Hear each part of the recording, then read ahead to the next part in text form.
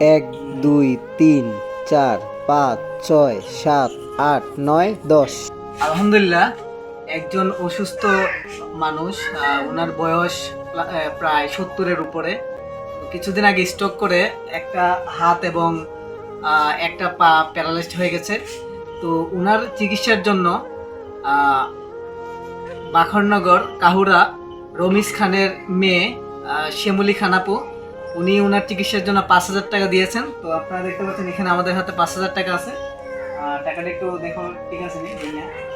1 2 3 4 5 6 7 8 9 10। হ্যাঁ, এখানে 5,000 টাকা আছে। এখন আমরা 5,000 টাকা ওনার হাতে তুলে দেব, এবং যদি আর কেউ কোনো সহযোগিতা করেন তাহলে আমরা 10-15,000 টাকা হলে ওনাকে নিয়ে আমরা সিলেটে কোনো হসপিটালে ভর্তি করাতে পারবো বা ওনার চিকিৎসাটা সম্পন্ন করতে পারবো।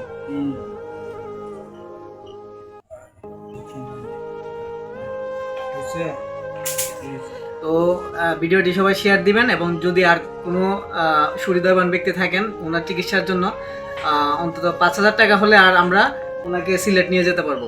ধন্যবাদ সবাইকে। আসসালামু আলাইকুম।